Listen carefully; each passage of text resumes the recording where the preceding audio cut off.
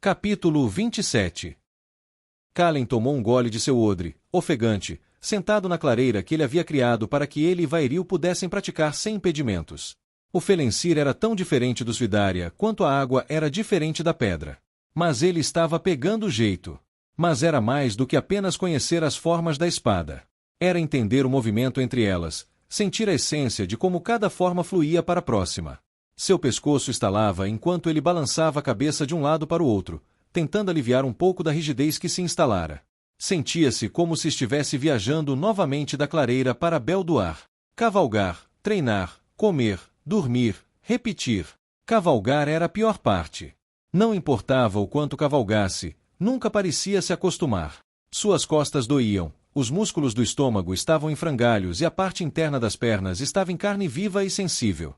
A neve não ajudava em nada. Mesmo assim, enquanto ele e Vairil estavam sentados na pequena clareira na floresta, pequenos flocos de neve flutuavam pela copa das árvores, formigando levemente ao pousar em sua pele, derretendo-se em um instante. Os outros estavam na aldeia de Kalinga, mas Kalen, Vairil e Valeris permaneceram na floresta. Era mais fácil praticar com um pouco de paz e sossego. Além disso, eles não podiam trazer Valeris para a aldeia. Quanto menos pessoas o vissem, melhor. O que você sente quando invoca a centelha? Perguntou Vairil, quebrando o silêncio enquanto catava algumas folhas de grama, com as pernas dobradas e a espada ao lado do corpo. O elfo nunca parecia suar, pelo menos, não com frequência. Kalen não pôde deixar de notar isso ao olhar para Vairil, com seus cabelos loiros apoiados nas ombreiras de couro. Sempre que Kalen lutava com suas roupas de couro, como agora, ele suava como se o sol estivesse escaldante, e cheirava como se não se lavasse há dias. Mas, sentado à sua frente, com a armadura de couro completa que todos os elfos de Aravel usavam, Vairil parecia ter apenas aproveitado um passeio casual. Nem uma única gota de suor adornava sua testa. Kalen se remexeu onde estava sentado, inclinando a cabeça para o lado, pensando. É difícil descrever. Quando estendo a mão para ele, sinto um calor, mas quanto mais o seguro, mais atraio. Você sente o dreno. Kalen assentiu. Parece que minha alma está sendo arrancada do meu corpo, arrastada aos chutes e gritos. Às vezes dói, como uma dor aguda e ardente. É tão intenso que tenho vontade de gritar. Kalen sentiu Vairil estender a mão para a centelha, puxando fios de ar. O elfo jogou as folhas de grama com as quais estivera brincando, enrolando-as nos fios. Elas ficaram ali como se estivessem suspensas no tempo. Quando você estende a mão para a centelha, você abre uma porta. Esta porta permite que você alcance e deixe a centelha fluir de volta na outra direção. Quanto mais tempo essa porta ficar aberta, mais centelha poderá fluir. Deixe-a aberta por muito tempo. Kalen sentiu Vairil puxar fios de fogo, e as folhas de grama flamejaram, brilharam em um laranja brilhante e então se desintegraram em pó carbonizado. Se você é novo no faísca, muitas vezes você simplesmente perde a consciência antes de chegar a esse ponto. Mas, quando se torna forte o suficiente para suportar mais, o perigo aumenta. À medida que o dreno afeta você cada vez menos, o risco de esgotamento aumenta. Eu vi o que acontece quando um mago poderoso toma demais. Vairil se virou para Kalen, com um olhar severo. Você precisa ter cuidado. A cada dia, vejo você ultrapassar seus limites. Você se aprofunda na faísca, se esforça mais. Eu vi o que você fez em Belduar, naquela cidade anã em ruínas, e com os Uirms. Você já é um mago poderoso, mesmo sem treinamento. Mas esse treinamento é importante. Ele ensina onde estão seus limites e a controlar. Draleide ou não, você precisa conhecer esses limites. Porque a faísca não hesitará em consumir sua alma. Os pelos da nuca de Kalen se arrepiaram e sua garganta se apertou. Quão perto ele já estivera de a centelha ser queimada sem saber. Quão perto ele já estivera de sua alma ser consumida e a de Valeris junto com ela. Ele estremeceu com o pensamento, o medo serpenteando seus tentáculos ao redor de seu coração. Em resposta, uma sensação de calor e conforto inundou a mente de Kalen, buscando acalmar seu medo. Valeris emergiu de um matagal a cerca de 6 metros de distância, o corpo de um servo inerte em suas mandíbulas. Largando o animal morto no chão, Valeris se moveu em direção a Kalen, abaixando o pescoço e tocando a ponta do focinho na testa de Kalen.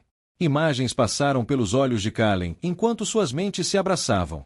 Imagens do ovo de Valeris, do desvanecido em Belduar, dos Keratlins, dos túneis, dos Uirms. Cada momento que passaram juntos, cada adversidade que enfrentaram, ondulou pela mente de Kalen em frações de segundo, e seu medo se foi. Kalen estendeu a mão, passando-a pelas escamas frias do pescoço de Valeris. A mensagem do dragão era clara. Kalen não estava sozinho. Não importava o inimigo que enfrentassem ou a escuridão que ameaçasse engoli-los por inteiro, eles permaneceriam juntos. Mia nitir tildir, Valeris. Idenir viel arautinua. Minha alma para sua, Valeris. Nesta vida e para sempre. Um leve resmungo escapou da garganta de Valeris, e o dragão se enrolou no chão ao lado de Kalen, com a cabeça apoiada na perna de Kalen.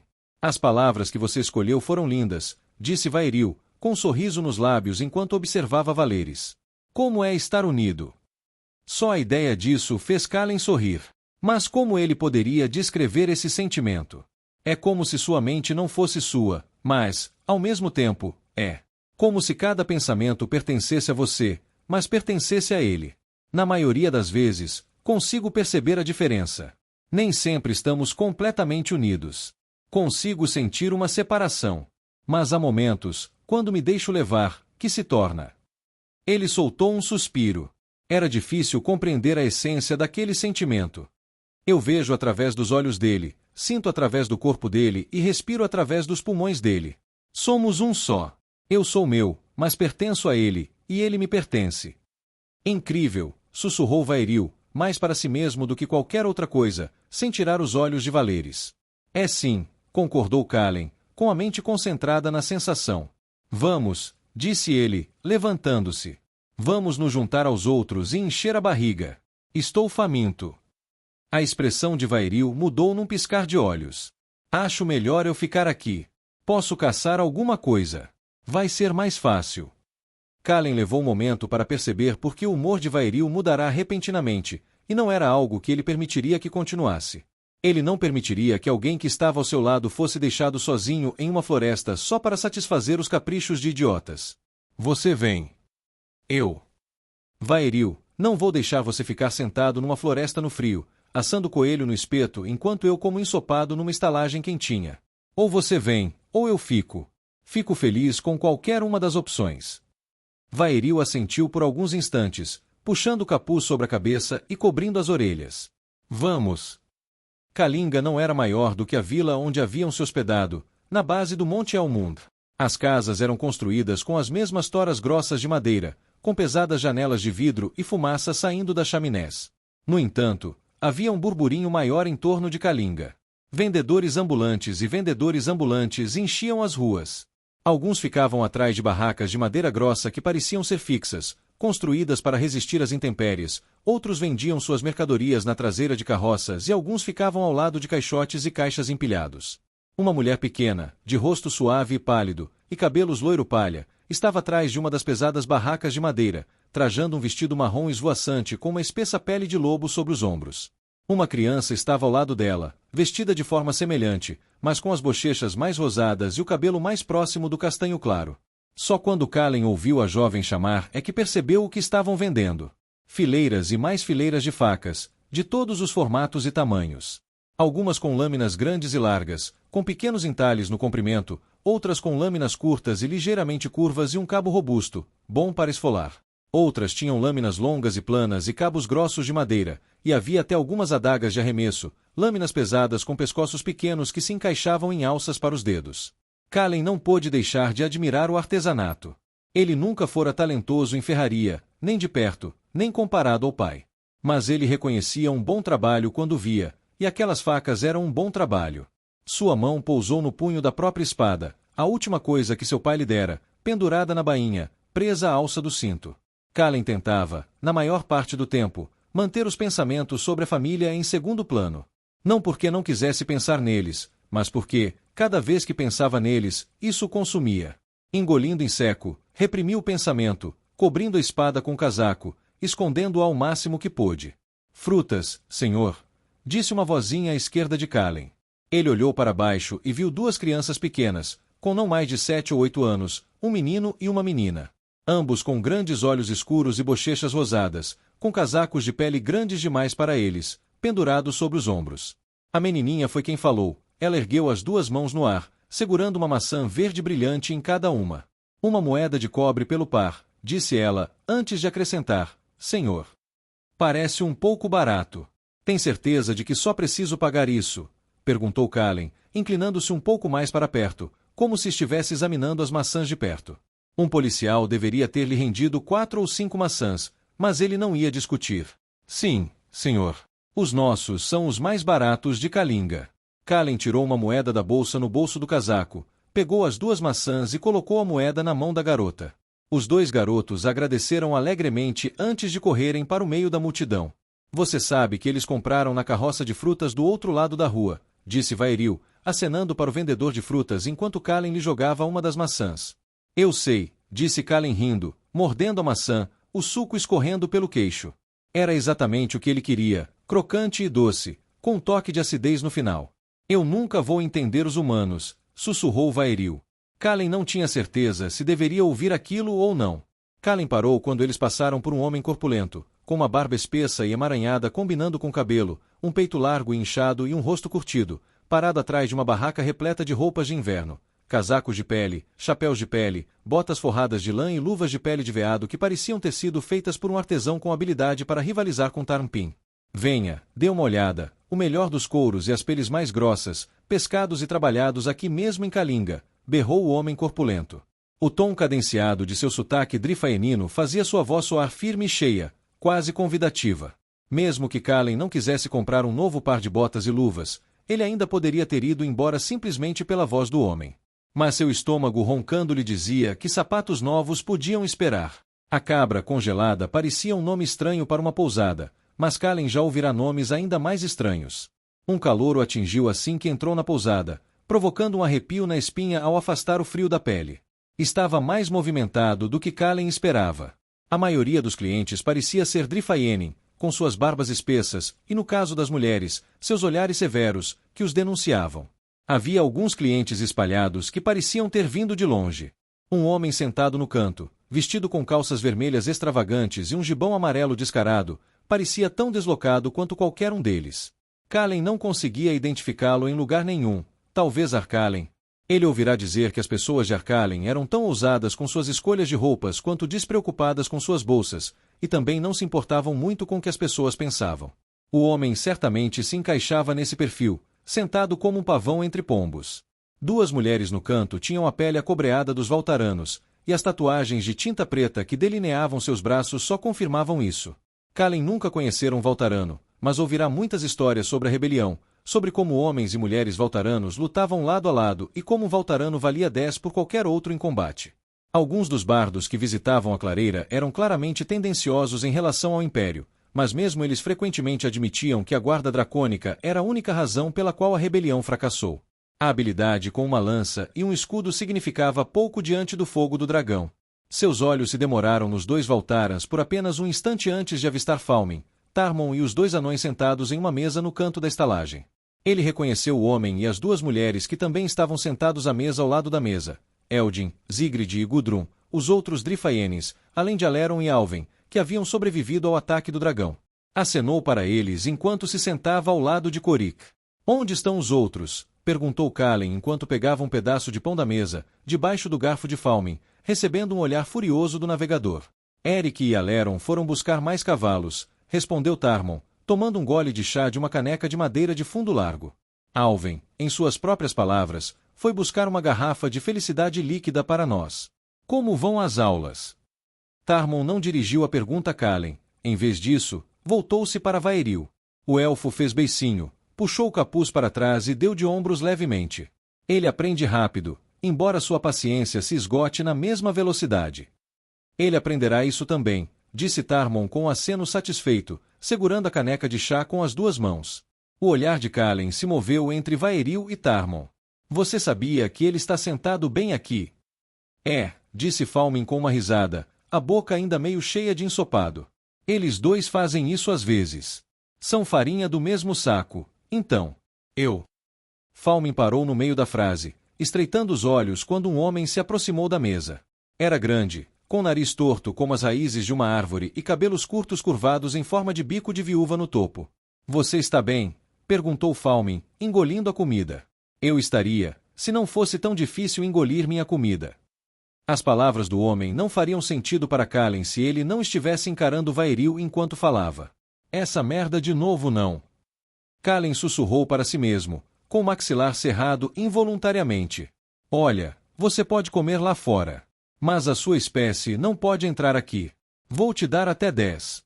O homem não se mexeu. Ficou parado bem no fundo da mesa, com os pés no chão, o olhar fixo em Vaeril. 10. Kalen cerrou o punho e se levantou, mas antes que pudesse fazer qualquer coisa, alguém agarrou o homem pela nuca e bateu seu rosto na viga de madeira que separava a mesa deles da próxima. O nariz já mutilado do homem se abriu ao bater na madeira, espirrando sangue pelo chão e pela mesa, algumas gotas caindo na sopa de Lopir. Mais 4 vezes, a cabeça do homem ricocheteou na viga de madeira, com sangue jorrando como uma fonte a cada vez. Na 5ª vez, o homem caiu no chão como um saco de batatas, mole, mas ainda respirando. Era Gudrun que estava de pé sobre ele, uma das mulheres drifaienas, com o cabelo loiro preso num nó, o rosto congelado num olhar frio. Ela se inclinou sobre o homem, com sangue escorrendo da mão direita, e cuspiu nas costas dele. Imundo, disse ela, com os lábios se curvando em um rosnado. Peço desculpas, mestre elfo, em nome do meu povo. Ele também sente muito, disse ela, acenando com a cabeça para o homem caído, cujo peito subia e descia lentamente. Ele lhe dirá isso quando acordar. Gudrun curvou-se levemente, depois acenou para Kalen antes de retornar ao seu assento, deixando o homem no chão inconsciente, mas ainda gemendo. Todos os outros na estalagem continuaram como se nada tivesse acontecido, com exceção do homem de Arkalen, que parecia tão horrorizado quanto Kalen esperava. Gostei dela, disse Falmin, dando de ombros. Será que ela já está comprometida? O navegador franziu o rosto e passou a mão pelos cabelos penteados para trás enquanto ponderava a resposta para sua própria pergunta. Isso, disse Tarmon, acenando para o homem inconsciente no chão, deitado em uma poça cada vez maior de seu próprio sangue, é o que você procura em uma mulher. Falmin deu de ombros novamente, enfiando mais um bocado de ensopado na boca. Gosto de mulheres que sabem se cuidar. Kalen olhou novamente para o homem ensanguentado e depois para Tarmon, que apenas balançou a cabeça e deu de ombros levemente. Alguém vai buscá-lo? Kalen perguntou a ninguém em particular, enquanto uma das garçonetes passava por cima do homem com uma expressão meio irritada no rosto. Acredito que não. Vaeril respondeu, olhando para o homem, com uma expressão indecifrável no rosto. Kalen assentiu levemente com a cabeça para Vaeril, que foi recebido com o sorriso mais próximo que o elfo conseguiu esboçar. Por mais feliz que estivesse em ver o homem sentir a dor que merecia, ainda era uma felicidade agridoce saber que tantos Drifaienes provavelmente compartilhavam de suas crenças. Como está o olho? Kalen perguntou a Lopir, tentando esquecer o incidente. Ótimo, respondeu o anão, tirando um pedaço de carne dos dentes com uma pequena lasca de madeira. Graças ao mestre elfo. Lopir lançou um sorriso maroto para Vaeril. E como você está se saindo, estando fora de Lodar? Sério, disse Lopir com um suspiro. Sinto saudades de casa. É uma honra segui-la, Draleide, não confunda minhas palavras. Mas meu coração sangra pelo toque da minha esposa, e eu anseio pelo calor da montanha. Nós vamos levar vocês dois para casa, Lopir. Kalen deu um sorriso fraco para Korik enquanto falava. Eu prometo. Vou apresentar meu filho a você, disse Lopir. Ele adoraria conhecê-lo. E eu a ele. Falando em casa, qual é exatamente o nosso plano quando chegarmos a Arisfal? Tarmon apoiou os 2 cotovelos na mesa, as mãos em concha sob o queixo e uma expressão séria no rosto. Se um emissário do Império já foi ver Lothal Elmund, como podemos confiar nele? Não podemos, disse Kalen, franzindo os lábios. Aleron disse que há uma pequena vila de pescadores ao sul de Arisfal. Vamos esperá-lo lá enquanto ele encontra um capitão. Quando ele voltar, pegaremos um barco fluvial até a costa e de lá navegaremos de volta para as montanhas Lodar. Deve reduzir nossa jornada em pelo menos um mês, talvez mais. Um plano sensato. Tarmon se aproximou um pouco mais, baixando a voz para um sussurro para que o Drifaienin não pudesse ouvir. Podemos confiar nele? Aleron. Nós podemos. Ele nos trouxe até aqui.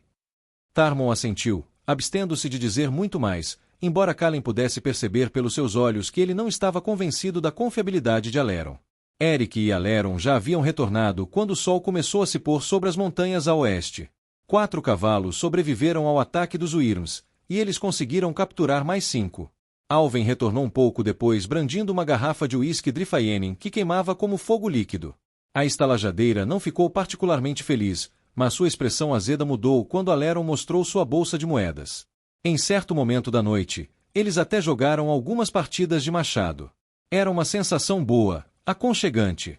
Fazia tempo que Kallen não conseguia sorrir tão livremente. Mas, no fundo, ele sempre tinha consciência de que Valeris estava sozinha, esperando na floresta. Ele podia sentir a consciência do dragão pressionando a sua, constantemente buscando a garantia de que Kallen não havia sofrido nenhum dano. Estou indo. Tudo bem. Kallen fez uma careta, virando o resto do uísque e largando o copo na mesa, inflando as bochechas ao fazê-lo. Vejo vocês amanhã de manhã. Só quando chegou à porta da estalagem é que Kallen percebeu que Vaeril o acompanhava. Há muito tempo, ele já havia aceitado que o elfo não se afastaria mais do que 6 metros dele. Vamos, disse ele, gesticulando para que Vaeril se apressasse. Encontraram Valeris a menos de 15 minutos de caminhada pela floresta. Embora, mesmo com o tamanho do dragão, se Kallen não tivesse conseguido senti-lo, eles poderiam facilmente ter passado direto. Agachado na neve, com as asas abertas ao redor dele, o dragão era praticamente invisível, especialmente no escuro. Kallen apertou o casaco em volta do corpo, respirando fundo e subindo em direção ao céu. Eu ficarei de guarda primeiro. Kallen nem teve tempo de discutir. Vaeril desapareceu assim que ele se virou. O elfo poderia ter se esgueirado até a própria sombra. Tarmon esfregou as mãos, provocando um estalo ao girar os ombros. O frio em si era agradável na maior parte do tempo, embora ele preferisse um verão quente de Belduara, mas recentemente havia chegado à conclusão de que não gostava muito de neve. Mas nem tudo era ruim. Ele tinha um casaco grosso forrado de pele sobre os ombros, um daqueles sacos de dormir Drifayene nas costas e uma garrafa de uísque no bolso. Essas 3 coisas juntas seriam suficientes para mantê-lo aquecido durante a noite, pelo menos. Um arrepio sinistro percorreu a nuca de Tarmon enquanto ele caminhava. A neve estalava sob suas botas, o farfalhar estranho de folhas secas flutuava ao vento, e o som de sua respiração enchia o ar ao seu redor. Mas, além disso, ele não ouvia nada. Nada nunca era um som de que ele gostasse. Nada sempre significava alguma coisa. Ele continuou caminhando, porém, seguindo as pegadas de Kallen e Vaeril pela neve. Talvez ele estivesse sendo paranoico, talvez não. Mas havia algo no fundo de sua mente, um pressentimento, e seu instinto não havia levado muito longe antes. De qualquer forma, ele preferia estar errado e preparado do que certo e pego cochilando. Foto. Tarmon deslizou a espada curta para fora do cinto e agarrou uma faca com a outra mão. Seu coração batia metodicamente enquanto ele girava nos calcanhares. Nada. Prendeu a respiração por mais alguns instantes, esperando. Ele definitivamente ouvirá aquele galho se partir, tinha certeza disso. Em pé, ele guardou a espada curta na bainha, mas manteve a faca firmemente na mão. Virando-se na direção em que estava caminhando, Tarmon parou subitamente. Parado à sua frente, com os pelos eriçados e os lábios repuxados em um rosnado, estava o maior lobo que ele já vira. Era do tamanho de um cavalo, com pelos pretos e cinzas e dentes de alabastro afiados como navalhas. Uau! Tarmon engoliu em seco, contorcendo os dedos no cabo da faca. Não ousou pegar nem a espada presa ao quadril nem as costas. Estendeu uma das mãos à frente, com a palma para cima, e a mão da faca ao lado. Calma, calma. Os olhos do lobo o seguiram enquanto ele tentava se mover lentamente, mas ele não atacou, apenas observou. Como, pelos deuses, ele era tão grande. Ele nunca tinha visto um daquele tamanho antes, nem de perto. Ele cerrou a mandíbula quando o lobo começou a se mover, circulando, farejando o ar. De repente, ele parou de rosnar, sustentou seu olhar por um instante e então disparou para a noite, percorrendo enormes distâncias em saltos únicos. Tarmon soltou um suspiro de alívio e desabou contra uma árvore, deslizando até o chão. Suor frio escorria por sua testa, e seu coração batia em um ritmo constante, cada batida como um ariete contra seu peito. O que foi isso, pelos deuses? Riste passou a língua pela base dos dentes enquanto se sentava com a carta nas mãos. Ele pretendia lê-la quase uma semana antes de encontrar Neera. Pensar em Neera lhe causou um arrepio nos ombros e nas costas. Foco! Ele sentou-se em um dos cantos do jardim do palácio, com a luz suave do sol da tarde fornecendo luz suficiente para ler. Segurando a carta diante do rosto, ele a observou mais uma vez. Meu querido filho, desculpe por não ter escrito antes. As coisas não têm sido fáceis ultimamente. Os soldados lorianos partiram há alguns dias. Não disseram o motivo, mas Erdar Tamersmith disse que ouviu falar de tumultos em Camilin. Seja qual for o motivo, desde que eles partiram, os Uraks começaram a atacar. Tivemos sorte aqui na clareira. A nova muralha de paliçada os manteve afastados a maior parte do tempo. O filho de Ormatin, John, quebrou o braço no último ataque, mas não perdemos ninguém. Erite não teve tanta sorte. Esperávamos que Castor Kai enviasse soldados, mas todos os mascates que passam por aqui dizem a mesma coisa. Dizem que o sul está um caos e que o exército ilianarano já está espalhado pela região. Há uma reunião do conselho amanhã, então espero que algo possa ser feito. Não se preocupe muito com sua mãe e eu, estamos bem, assim como Tarni e Linda. Kui disse. É isso que importa. Como está seu treinamento? Como é? Estão te tratando bem? Conte-nos tudo. Sentimos muito a falta de vocês, mamãe e papai. Rist dobrou a carta 4 vezes, tomando cuidado para não amassá-la mais do que o necessário, e a colocou no bolso interno de sua túnica marrom. Enterrou os dedos nos cabelos da nuca, pressionando o couro cabeludo até que cada um dos dedos pressionasse com tanta força que chegava a doer. Lágrimas ardiam nos cantos dos olhos, mas ele as conteve. Não lhe fariam bem.